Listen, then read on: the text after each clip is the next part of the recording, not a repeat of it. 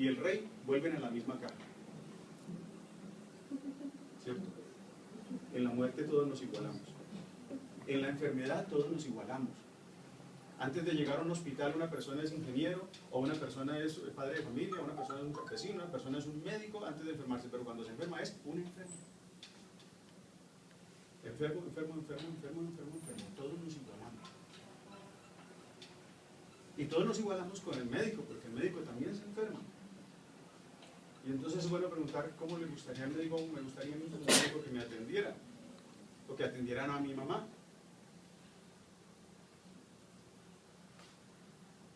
Veamos con un ejemplo la diferencia entre acopiar experiencia y formar callo. Porque acopiar experiencia es eso, la vida misma va dando experiencia. El atender personas va dando experiencia. Y esa experiencia no es solamente una experiencia técnica, científica, es una experiencia humana. O formar callo. Y entonces, quería leer una anécdota de un soldado que le encargaron ir al aeropuerto a recibir a un señor que iba a dar una conferencia en el batallón. Allá fuera a recibirlo al aeropuerto, pero entonces este señor que iba a dar la conferencia se dio cuenta que este soldado que había ido a recibirlo era un soldado raso, digamos, pero ese soldado era sonriente, tremendamente servicial, le ayudó a varias personas a bajar las maletas, estaba pendiente de todas las cosas, un hombre, no sé, llamaba la atención como su modo de ser, su estilo de vida, ¿no? Entonces, claro, cuando ya iban en el carro, este conferencista le preguntó al soldado, oiga, mire, me ha llamado mucho la atención esto, y le comentó varios detalles que había notado en él. Cuénteme, ¿por qué hace usted esas cosas? ¿Por qué vive así? Y entonces él le contestó que él había estado en Vietnam y había formado parte del grupo encargado de limpiar campos minados. Y había visto morir volando por los aires a varios compañeros suyos. A pesar de los medios de detección que usaban, todos sabían que a cada instante podían encontrar la muerte. Él nunca sabía si el siguiente paso que iba a dar iba a ser el último. Y por tanto, decía él, debía sacar el mayor provecho del momento que transcurría entre alzar el pie y volverlo a colocar en el suelo. Le parecía que cada paso era toda una vida. Ya que tuvo la fortuna de sobrevivir, aprendió a aprovechar al máximo cada instante y así se propuso hacerlo en todo. La diferencia entre experiencia y formar callo. Imagínense un soldado, un policía que está en una división antiexplosivos y que forma callo. No que acopia experiencia, sino que forma callo. El que forma callo se vuelve un confiado y le da lo mismo cualquier cosa. Y un día, ¡pum!, le tocó la explosión. El que adquiere experiencia se vuelve prudente. El que adquiere experiencia ha visto a otros volar por los aires y dice, un día me va a tocar a mí. Y por tanto vive en función de esa experiencia. El médico que adquiere experiencia y que no forma callo, sabe que un día le va a tocar a él. O la enfermera, o la señora de la limpieza. Hace pocos meses murió mi padre y recuerdo que una de las personas que más lo lloró fue una señora de la limpieza en la clínica Reina Sofía, que era donde él había estado muchas veces. Era la señora de la limpieza, pero pasaba con frecuencia allí y él le daba un dulcecito y charlaban un rato. Y cuando se enteró que había muerto, se le vinieron las lágrimas. Le afectó y no tenía nada que ver con él, no eran ni parientes ni nada, pero había coincidido con él y había palpado su dolor. Si uno forma callo, esas cosas no le dicen nada porque simplemente es un caso más. Y cuenta una persona que visita al paciente, la protagonista del libro, le cuenta un chiste, hablando precisamente de los médicos, de algunos médicos con los que él había coincidido y que eran de médicos de esos que son inhumanos, ¿no? Y decía pues que una vez ese médico llegó a la casa de una paciente, llamó a la puerta, de adentro le dijeron, ¿quién es? Él contestó, soy el doctor fulano. Y la paciente le dijo, vuelvo otro día que hoy estoy muy enferma. Entonces, hay médicos de esos que no quisiéramos nosotros, ¿no? Que como que experimentan esas cosas de los pacientes como lo más normal. del mundo, ¿no? Y se fortalecen detrás de protocolos. Les olvida la persona enferma. Se endurecen, son descarnados. Otro ejemplo, porque de esto hay muchas opiniones, ¿no? ¿Qué decirle al enfermo de cáncer? Si decirle toda la verdad, si decirle que se va a morir, ¿qué decirle? ¿Qué hacer con un enfermo de cáncer? Imagínense la siguiente situación real. Está la señora esperando que a su esposo le están haciendo una operación de un tumor de cáncer. Imagínense el nerviosismo de la familia en la sala de espera. A ver qué pasa, a ver cómo sale la operación, a ver cómo está el cáncer. Termina la operación, se asoma el médico, llama a la esposa del paciente y le dice: señora, mire lo que le sacamos a su esposo. Y le muestra el tumor. Le queda otro tanto de esto. Así que no creo que le quede más de 2 meses. ¿Hay derecho a una cosa así? ¿No se podría decir de otro modo? No, que hay que decir la verdad, que no hay que crear otras expectativas. Uno de los principales protagonistas de este libro, que aún está todavía en su proceso, me contaba hace 15 días que fue al médico, porque claro, el cáncer está bastante avanzado. Va al médico y le dice: bueno, le dice el médico, cuénteme, ¿cuáles son sus expectativas? Y él dice: no, pues doctor, que vamos a poner todos los medios, estamos poniendo todos los medios, y yo espero que el cáncer vaya cediendo, yo aspiro a curarme. Le contesta el médico: pues no, cambie sus expectativas. No se engañe, cambie sus expectativas, porque usted se va a morir de esta enfermedad. Hay derecho a una cosa así. Por más que haya que decir la verdad. Claro, no vamos a crear unas expectativas que son falsas, pero ¿no se podría decir de otro modo? De manera que la persona de alguna manera sea proactiva en su enfermedad, porque tiene una esperanza, y eso que no he hablado, pero aquí está bastante tratado, del tema de la fe. De la fe. La fe es una aliada del médico, incluso aunque el médico sea ateo. La fe del paciente es una aliada del médico, porque un paciente con fe es proactivo, utilizando el término que tanto se utiliza hoy. El paciente con fe es proactivo porque tiene esperanza, tiene fe, tiene ilusión, y pone los medios, y es obediente, y es dócil, y aplica la medicina, y reza. Un paciente sin fe se hunde, se siente desgraciado. Ese no es un aliado del médico.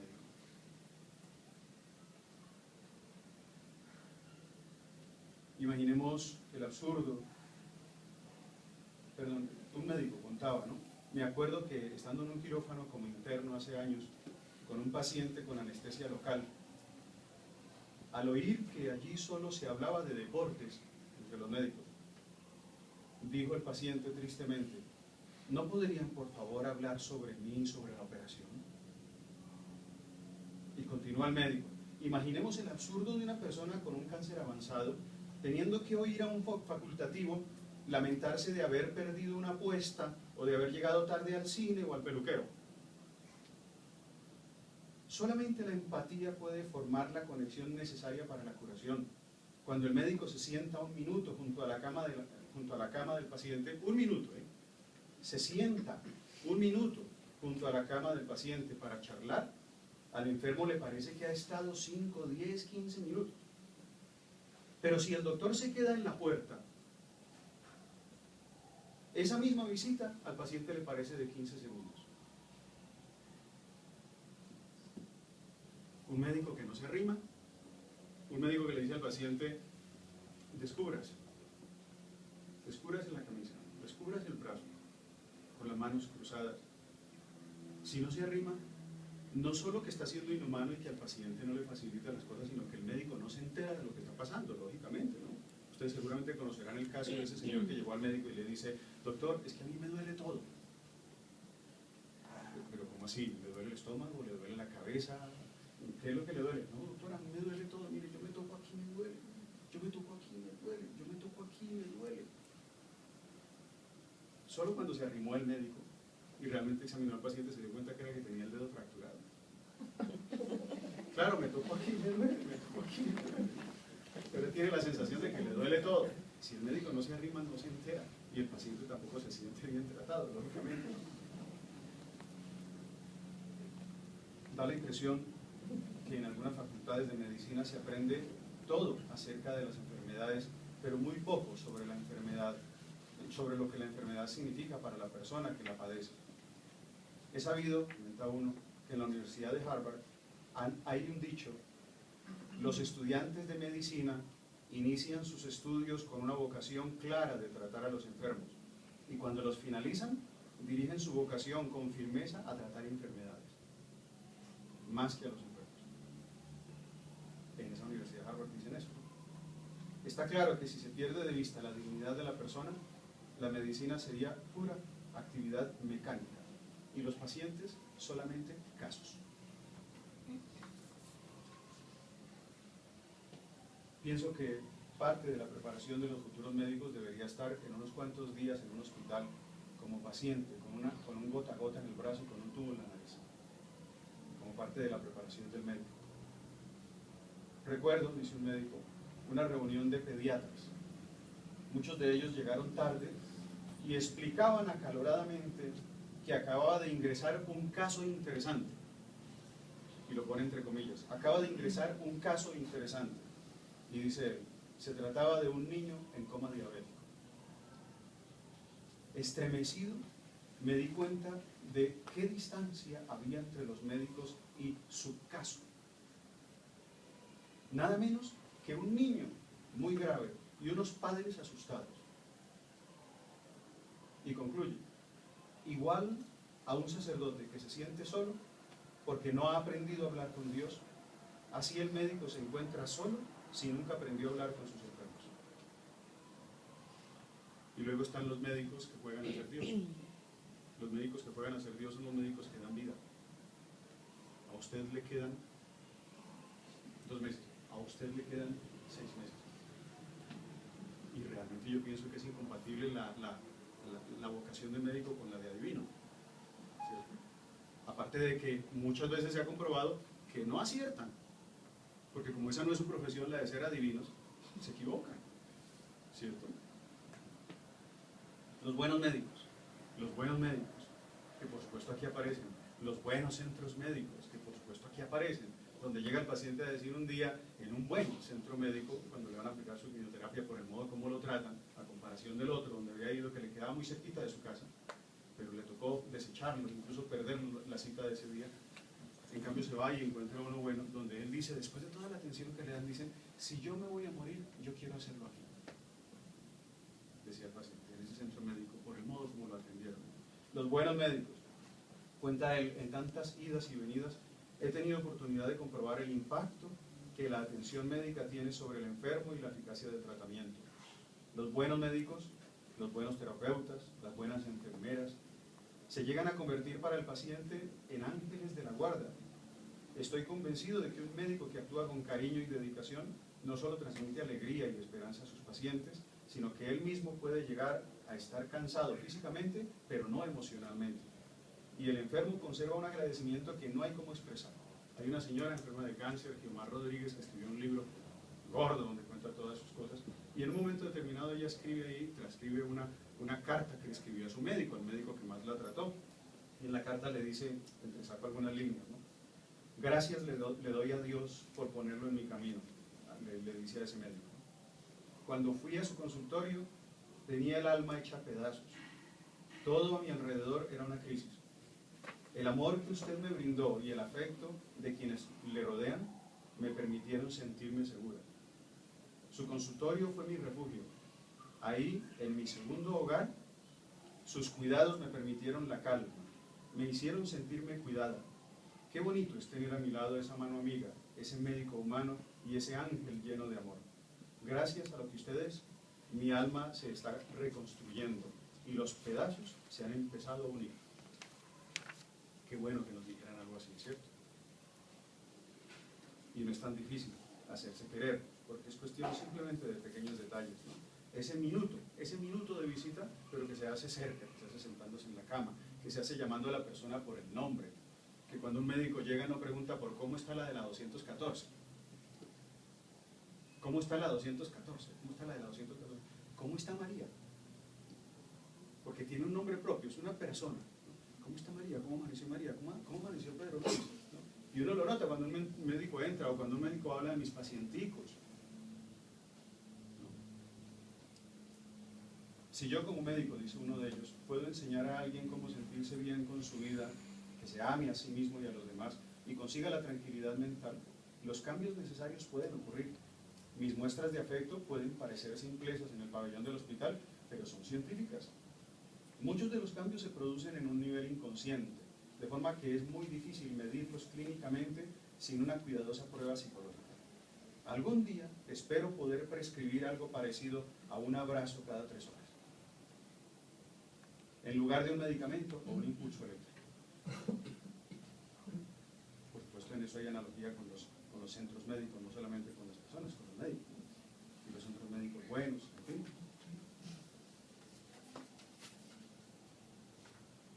Obviamente uno tiene que contar, y por eso uno a veces compadece a los médicos, porque también los pacientes son difíciles, ¿no?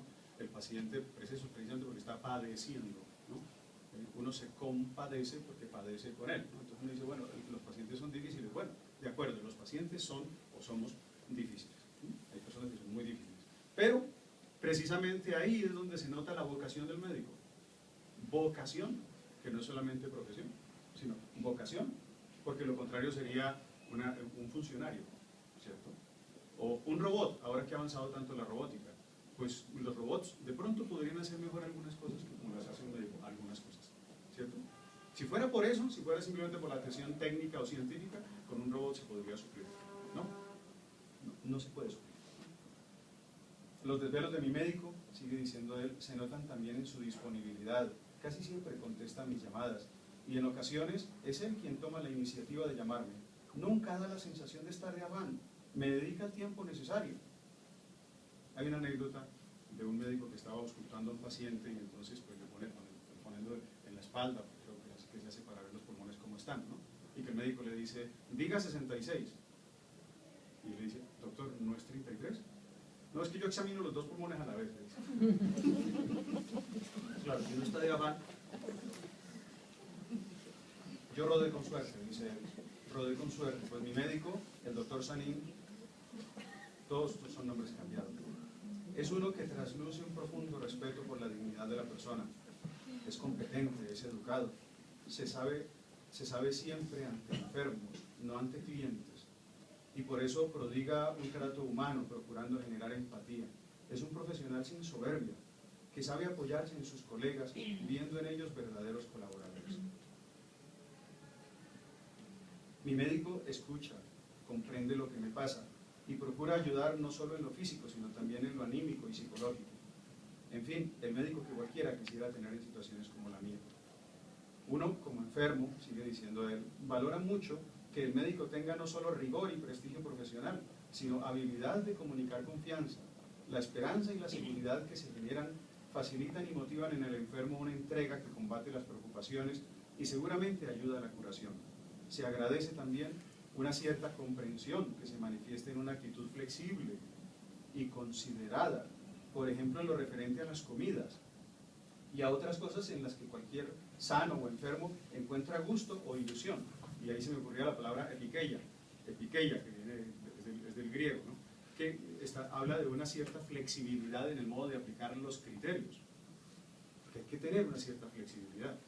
Recuerdo, a mí me pasó, pero es una anécdota personal, pero en Medellín algún médico me prohibió tajantemente el chicharrón. ¿Qué me tocó hacer? Cambiar de médico. Y el nuevo médico que encontré me dijo, no pasa nada con que alguna vez se coma un chicharroncito.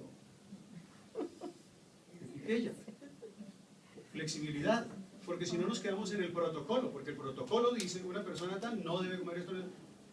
Yo le dije, mire, usted ya está haciendo un cadáver para el cementerio, ¿no?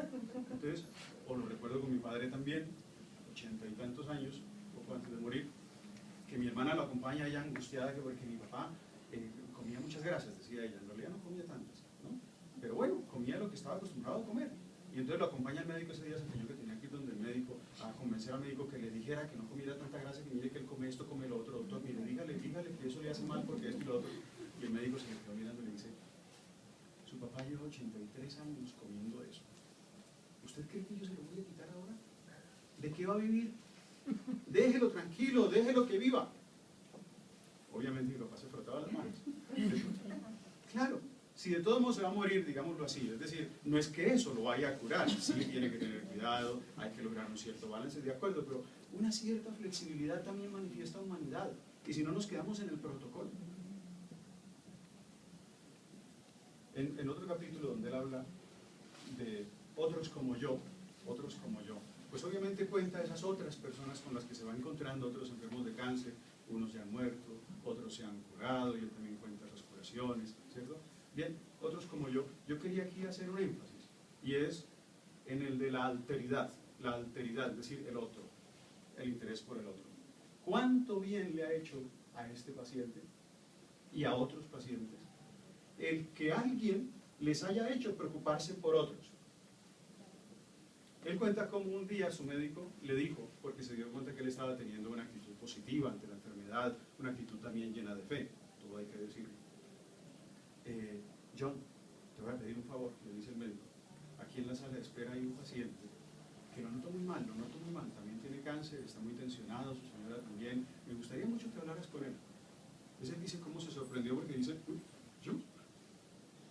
¿Por qué yo, no? Pero dijo, sí, con mucho gusto. Y después de la cita, pues los presentó. Y entonces ahí se presentaron y quedaron de hablar, se pusieron una cita y se puso a hablar con él, y entonces se encontró una serie de problemas más de conciencia de aquel enfermo. Se hicieron amigos, empezaron a charlar, y esto le dio un vuelco a su vida. Él, enfermo de cáncer, y resulta que él estaba ayudando a otros.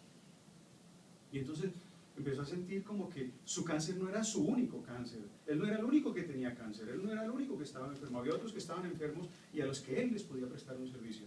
Qué bien tan grande se le hace a un paciente de cualquier enfermedad cuando se le hace ver que él es útil. Yo les digo, a veces cuando algunas veces he tenido que atender enfermos, se sorprenden un poquito cuando les digo, te voy a pedir un favor. A mí, padre, el enfermo en cama, que parece que es inútil, que no hace nada, que no puede hacer nada, que está incapacitado, te voy a pedir un favor. Sí, te voy a pedir que reces o que encomiendes o que ofrezcas ese dolor que tienes por una intención muy especial. A veces se las digo, otras veces no se las digo. Ah, sí, con mucho gusto, padre. Y se ponen a rezar, y se ponen a pensar en esa otra cosa, en esa otra persona que está necesitando de mí, que yo, postrado en mi cama, le puedo ayudar. Esa alteridad es uno de los bienes más grandes que se le puede hacer a un paciente. Y cuando uno logra que un paciente incluso puede estar moribundo, uno le haga ver que él puede ayudar a otros, ofreciendo su dolor, ofreciendo su enfermedad, o a veces, por ejemplo, saliendo de su habitación para ir a visitar a otro enfermo, para ir a darle ánimo, eso lo echa para arriba. Eso lo saca de su cucurochito, porque es que nos metemos ahí en una urna de cristal como si yo fuera el único caso, y eso es lo que nos hace a los enfermos difíciles. Pero cuando nos abrimos y abrimos el panorama, nos damos cuenta que a otros les podemos hacer un bien, eso es un avance muy grande en la persona. Un día me comentaba una señora con un cáncer bastante avanzado y a las puertas de una complicada cirugía. Yo pienso que en estas circunstancias es bueno recibir la unción de los enfermos, pero no me he atrevido a pedirla, porque mi esposo es de la idea de que ese sacramento es para el que se va a morir. Y yo no quiero que piense eso de mí, no quiero preocuparlo más de la cuenta. Entonces aquí llega otro tema, que es el de la fe, porque entre los enfermos y entre los médicos y los enfermos muchas veces se habla de lo humano y de lo divino. No hay que tener miedo a hablar de lo divino. Ah, no, para hablar de lo divino está el Padre, ya le traigo al Padre. Sí, de acuerdo, pero tiene algo de malo que el médico le pregunte al paciente con todo respeto, ¿no? ¿Usted es creyente? ¿Usted tiene fe? ¿Usted qué religión tiene? No sé, alguna pregunta discreta, cariñosa, y de pronto se encuentra con un paciente que, claro que yo rezo mucho, le tengo mucha devoción a la Virgen, o lo que sea, cualquier fe, puede ser un budista. Y sí, tiene confianza en algo, tiene fe en algo, tiene fe en la existencia de un Dios. Bien, ya tengo un aliado, entonces ya puedo hacer que rece. Algunas veces podré rezar con él, otras veces no. Algunas veces, si es un católico, le puedo plantear la unción de los enfermos, recordándole que la unción de los enfermos no es para el que se está muriendo. Antes se llamaba extrema unción, y eso asustaba mucho más a la gente, porque extrema unción, ya me estoy muriendo. La iglesia no es que haya cambiado el sacramento sigue siendo el mismo, ¿no? Pero la iglesia ahora lo plantea, lo formula de un modo más cercano, que es unción de los enfermos. no necesariamente es que se esté muriendo, ¿no? Entonces dice, a veces suponemos unos miedos que no existen. Es el caso de un enfermo que quiso hablar con el sacerdote a solas y le dijo, quiero que me dé la santa unción, pero sin que se entere mi familia, no quiero que se asusten. Y después, uno de la familia llamó al sacerdote a solas y le dice, padre, hemos pensado que sería bueno que usted preparara bien a mi padre para morir, que le diera la unción, pero sin que se entere porque se va a asustar. Se dice, ¿quién es el que se asusta? El otro no quiere asustar a sus parientes, los parientes no quieren asustar. Miren, yo les digo por lo menos mi experiencia personal. Nadie, ningún enfermo que haya tenido que atender con la unción de los enfermos, se ha empeorado por eso. No se asustó tanto que le dio un paro cardíaco y tal. Ninguno se ha empeorado. Todo lo contrario, los enfermos lo reciben muy bien, lo agradecen muchísimo, obviamente uno les explica. Mira, hay un sacramento, como sabes, hay un sacramento muy bueno que ayuda mucho a los enfermos, que si Dios quiere pues le da la curación, lo sana, le ayuda, que se llama la unción de los enfermos. ¿Te gustaría recibirla? Algunos, claro, padre, otros, bueno, pero que se asusten, ay, yo no me estoy muriendo. No, yo no he tenido ni un solo caso. Eso es un mito. No tener miedo a hablar de lo divino. Si hablamos de lo humano, ¿por qué no hablar de lo divino si la persona es una unidad de cuerpo y alma? Y si tenemos la oportunidad de darle la salvación, mejor que mejor. Hace 3 días me llamaron para que atendiera a un paciente que está muy mal, de cáncer, en la clínica de la Sien. Yo en ese momento no podía ir, quedé de ir a mediodía para ir a atenderlo, entonces la persona que me llamaba me dijo, bueno, yo voy a intentar que vaya al párroco y tal.